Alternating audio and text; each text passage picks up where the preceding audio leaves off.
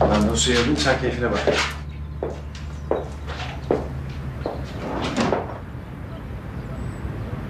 Bu teraryum buraya nasıl geldi? Acaba? Bahsettiği notta ne yazıyordu kim bilir? Ah bu işte annemin parmağı yoksa ben de hiçbir şey bilmiyorum. Ne zaman gönderdi acaba? Ay kesin geçen tartışmamızda. Ay o yüzden Onur buraya eşya almaya geldiğimde bana yakın davrandı. Ondan özür dilediğimi düşündü. Biz bundan sonra hiç kavga etmeyelim seninle, tamam mı? Etmeyelim de onu nasıl yapacağız ben bilmiyorum. Bence biliyorsun. Biliyor muyum? Yani benim haklı olduğumu, senin de haksız olduğunu. Haksız olan ben miyim? Ben haksız olacak ne yaptım ki? Lale, hangi konuda haksız olduğunu sormuyorsun değil mi bana şu an? Evet soracağım. Şaka yapıyorsun değil mi? Dünkü konudan bahsediyorum Lale. Ne hatası ya bir dakika. Asıl hatalı olan sensin. Ben miyim? Lale sen ne yapıyorsun ya? Bir öylesin bir böyle, ben anlamıyorum ki ne yaptığını. Eğer amacın beni delirtmekse bu sefer de ben aynı yerde seni alkışlıyorum. Bravo, başarıyorsun çünkü. Sen bana dengesiz mi demeye çalışıyorsun? Ben anlamadım. Çalışmıyorum Lale, söylüyorum. Sen dengesizsin, tamam mı? Hatta sen benim hayatımda gördüğüm en dengesiz insansın. Ay o yüzden bana dengesiz dedi. Ah anne ah. Sana inanmıyorum.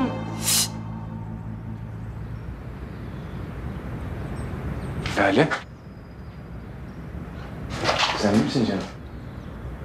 İyiyim.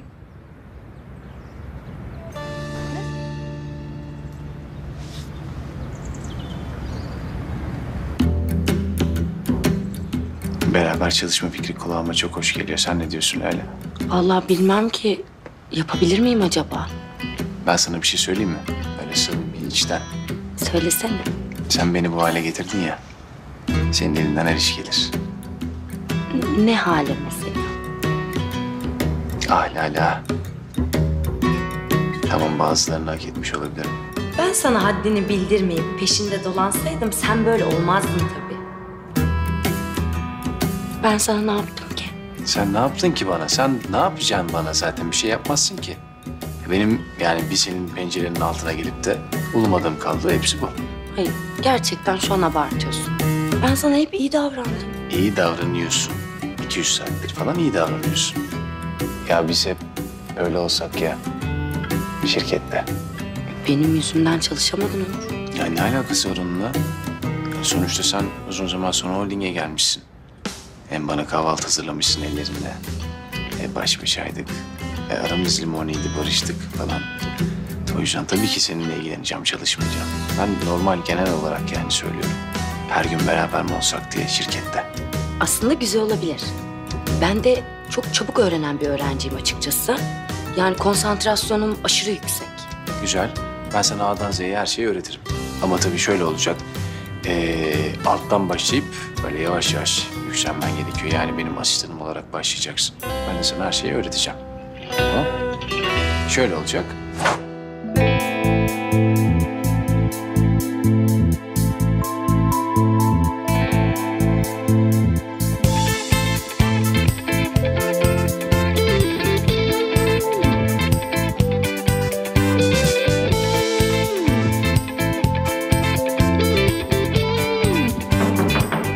Gel.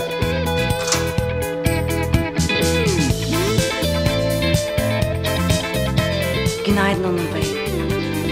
Günaydın Lale Hanım.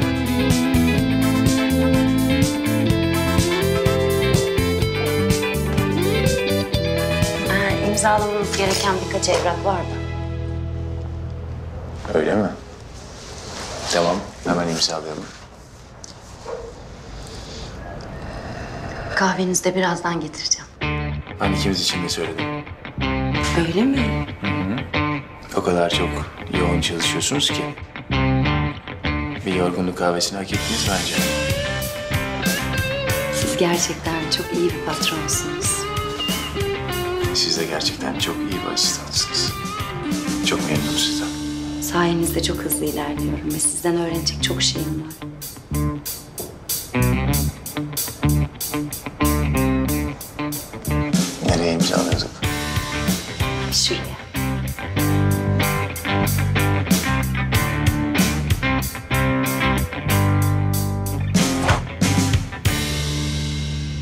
Ha sen böyle bir patronsun yani.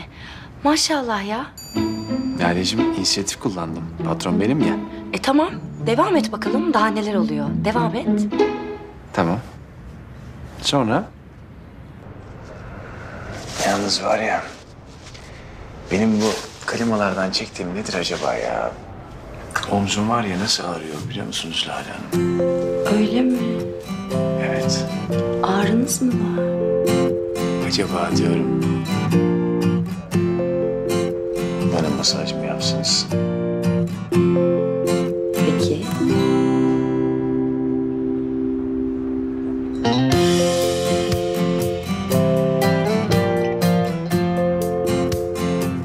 Nasıl desem bilmiyorum ama... Bu eller... Sanki sihirli gibi. Gerçekten. Birazdan rahatlayacaksınız Onur Bey. Rahatlıyorum zaten. Lütfen devam edin. Peki Onur Bey. Tatlım. Canım bak buralar biraz böyle bir ağrıyor bir. Sesi duyuyor musun? Bak Bakayım. bak. Diyorum acaba bir masaj yapsan o güzel ellerinden. Vallahi tam üstüne konuşuyoruz bu olayı. İnanılmaz güzel bir masaj keşfettim. Sopa masajı. Enine boyuna güzel. Böyle Allah ne verdiyse gelişi güzel bir koyuyorsun kulunca. Ya sen ne yapıyorsun? Ne mi yapıyorum? Sen maşallah çalışıyorum ayağına. Bütün gün kızlarla falan flört. Ha? Flört yani. Lale şaka mı yapıyorsun şu an? Şaka falan yapmıyorum. Sen de oraya gitmeyeceğim, çalışmayacağımı bildiğin için bana böyle ayak yapıyorsun. Ben anlamadım mı zannediyorsun? Ya niye ben sana böyle bir şey yapayım? Yani konu sen olduğun için ben böyle örnekler verdim. Gel tabii ne zaman istiyorsan. Gel çalış. Çalışacağım tabii. Çalışacağım Onur Saran. Sen hiç merak etme. O koridorda nasıl yürüyorsun? O kızlara, o asistanlara nasıl davranıyorsun? Nasıl günaydın diyorsun? Bunların hepsini çözeceğim ben. Sen hiç merak etme. Anladın mı? Ben hamileyim diye beni böyle sakın küçümseme. Geleceğim o şirkete, göreceğim. Bundan sonra sen nereye, ben oraya. Tamam Lale. Bende böyle göz var mı be? Hı? Yok Lale. Yok. Elini bir uzat. Vallahi tebrikler. 3000 kere denedim, hiç sekmedin. Seni denedim ya. Vallahi denedim. Yani ben hamile kadınım. Sana nasıl yetişeyim? Böyle şeylerle uğraşacak benim gücüm yok ki. Yani sana güveniyorum da ben. Bir sıkıntı da yok. Ara sıra şirkete gelir, yüzünü görür, dönerim ben.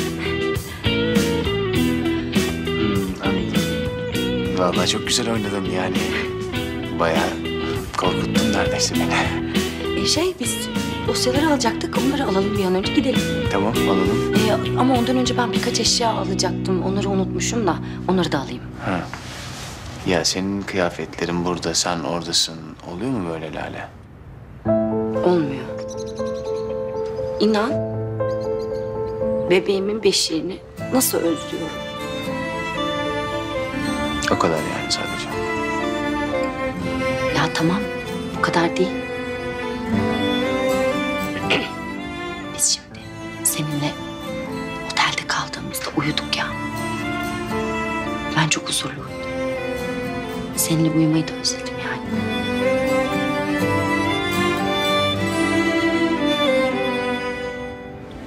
O zaman biz her gece öyle uyuyalım. Olur mu? Olur.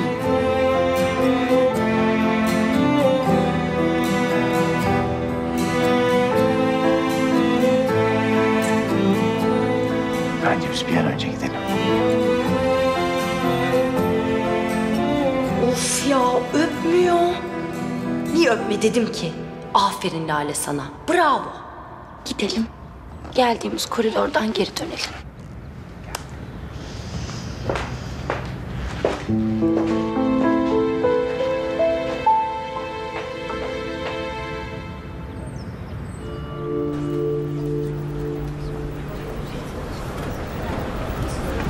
Merhaba, kolay gelsin. Buyurun, hoş geldiniz. Hoş bulduk.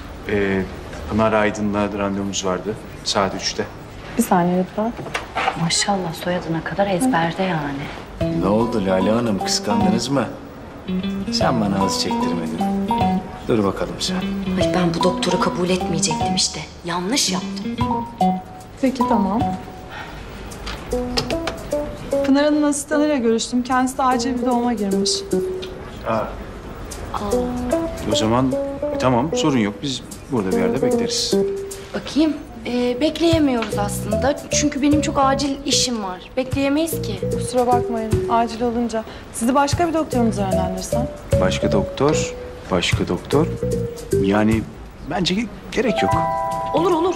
Başka doktor olsun ki ben de işlerimi halledebileyim bugün ama. Siz Pınar Hanım'ın odasına doğru geçin. Ben hemen doktorumuzu size yönlendiriyorum. Ne yapalım o zaman? Mecbur gideceğiz. Mecburiyetten yani.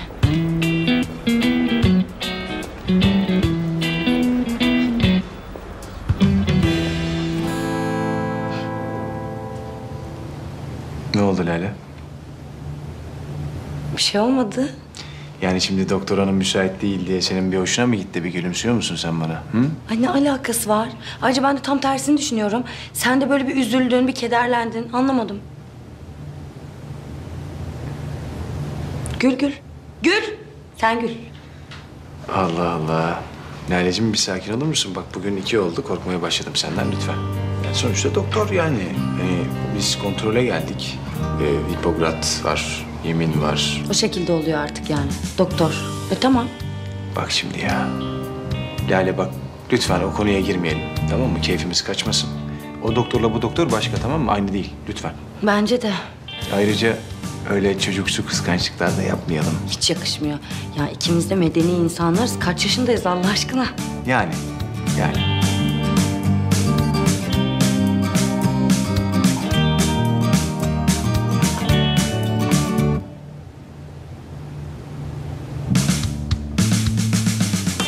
Merhabalar, Merhaba. hoş geldiniz. Hoş bulduk.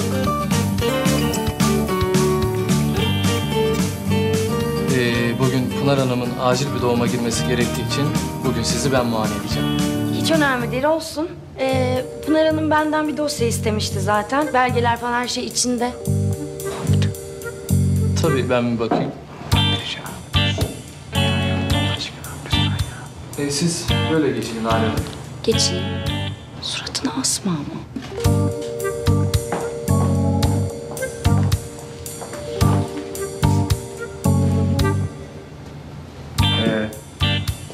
Orada hepsi yazıyor, raporlar, sonuçlar falan, hasta bilgileri. Var orada hepsi. Doktor Bey.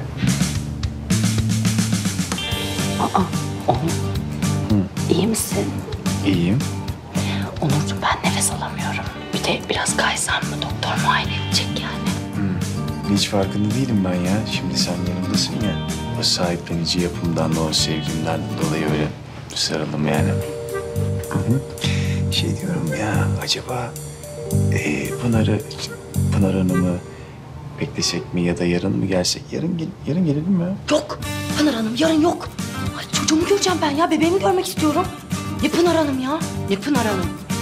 Bak 3 oldu bugün, korkutuyorsun beni. Stres giriyorum. Yapma şimdi, bak bebeğimize de stresi iyi gelmiyor biliyorsun. Tamam. Evet, başlayabiliriz.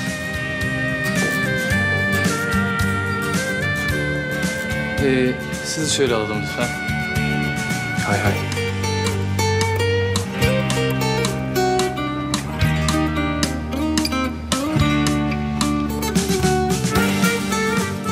Ben yardımcı olayım hayatım.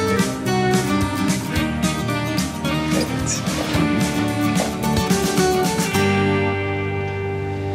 Çok incesin. Rica ederim, rica ederim. Baksana bunun ağzı, gözü, bunun her şeyi olmuş, tamamlanmış. Yani çok enteresan geliyor bana, biliyor musun? Böyle şimdi bu ufacık tefecik ama nefes alıyor resmen. Emir nefes alıyor. Yani kalbi var böyle ufacık. Çok garip değil mi? Bu annelik çok kutsal, çok acayip kutsal. Yani şimdi böyle aylarca siz karnınıza taşıyorsunuz. Efendime söyleyeyim. Sonra doğuruyorsunuz ki yani ona hiç girmiyorum. Başlı başına bir olay zaten. Sonra işte emziriyorsun, besliyorsun, büyütüyorsun falan. Acayip saygı duyuyorum ya. Bütün annelere çok saygı duyuyorum. En çok da Emir'in annesine çok saygı duyuyorum yani. Vallahi doğacak kucağıma alacağım. Böyle kokusunu içime çekeceğim. Daha ne isterim ya? İnşallah canım, inşallah. O günler de gelecek. Az kaldı. Ama sana bir şey söyleyeyim mi? Annelik şimdi başlıyor. Hissedebiliyorum bunu. Şimdi annem eskiden bana kızdığı zaman anlamıyordum neden kızdığını. Şimdi ona çok büyük hak veriyorum. Daha bebeğim doğmadan ben bütün kötü senaryoları yazmaya başladım. Geçen geceyi hatırlasana. Böyle apar topar doktora gittiğimiz. Hatırlıyorum. Hatırlamaz olur muyum? Ama sen hiç bunları dert etmiyorsun. Çünkü zaten ben senin endişeni paylaşmak için varım. Ben senin bir sorunun olduğunda çözmek için varım. Her zaman yanındayım. Tamam mı? İyi ki varsın. Yani tabii ailem de var ama... yani beni en iyi sen anlarsın. Ben anlarım tabii. Bir derdin olduğunda, bir sıkıntın olduğunda, iyi günde, kötü günde... ben senin hep yanında olacağım. Bunu hep bil, tamam mı? Ne olursa olsun. Evet. Ve romantizmimiz gelen profiterollü pasta ve cheesecake'le son bulur. Teşekkürler. Afiyet olsun. Tam zamanlama süper. Elim ayağım tutuyor. Ama hayatım bak... tatlının romantizmimizi bozması mümkün değil. Bana saçma geliyor. Tabii engelleyemez canım. Ama tabii hayatım deyince... yani şimdi deneyecek de bir şey kalmıyor. Bir yelkenler suya inmiyor değil yani. Ama lafa tutuyorsun beni. Lafa tutuyorsun, performansım düşüyor. Tamam tutmuyorum. Performansın düşmesin. Tam gaz devam. Ya ben bu hallerini çok özledim biliyor musun? Yani bunları falan da özledim. Tamam mı? Ben silerim şimdi. Ha? Yine mi? Ama sen ne diyeceğim? Seninle küsken konuşmarken ben bunların suratına bile bakmadım biliyor musun? Sen? Pastaların suratına bakmadın sen. Bakmadım. Ciddisin. Vallahi billahi. Az yedim bile değil ya. Hiç yemedim. O zaman şu kesinleşti. Yani şundan eminim ki sen beni çok özlemişsin. Onurcuğum. Tamam. Hemen şımarma ama. Ya ben bugüne kadar böyle bir şey yaptım mı? Hayır, yani şu gün tadını çıkarayım bari. Bir kere şımarayım. Ne olacak ki bir kere ya? Bir. Allah'ım koskoca Lord Onur'un haline bak ya. Şımarmak için fırsat kolluyor ya. Tamam, sustum. Ama şunu bilmeni isterim ki üstüne basa basa söylüyorum. Ben seni çok özledim. Peki, şimdi lafı sen açtın diye sorayım dedim. Sen bensiz ne yaptın?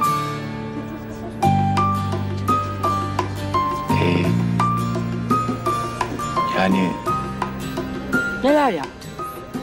tamam anlatıyorum.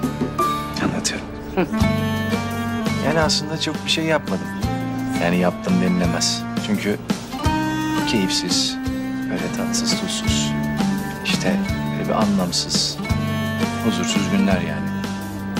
İşte sabah ben yani düşün sabah kalkamıyorum falan. Ondan sonra işte işe gitmek istemiyorum. İşe gitsem işte toplantıya giriyorum 2 dakika sonra çıkıyorum. Mailler geliyor, mailleri okurken dalıyorum, gidiyorum. Hiçbir şey anlamıyorum falan. Evde yemek yemiyorum. Böyle saçma sapan yani. Bizimkiler eve zaten surat 5 karış. Böyle bir şeyler eksik. Gerçekten bir şeyler eksik. Keyifsizdi işte ya. Ay çok şükür. Ay, Öyle. Ben sana bunları şimdi anlattım diye. Tabii sen şımaracaksın ki şımar. Şımar. Sana şımarmak da çok yakışıyor çünkü. teşekkür ediyorum öncelikle iltifatın için. Tabii ki şımarırdım şimdi hakkım olduğu için. Ama pas geçiyorum bir dahakine. Ama bir daha küsmeyelim olur mu? Bir daha hiç küsmeyelim. Tamam. Hadi ye pasta. Tamam evet yavaşlattın mı? Ya hala yavaşlattın diyor. Ay, Bak 30 saniye romantizmiz, 30 yiyorum saniye. ama ben bunları burada. Süs diye süsleri de yiyorum. Süsleri yeme. İçimdeki aşk esir almadan durmalıyım. Gülümse hadi karanlıklardan çıkmalıyım.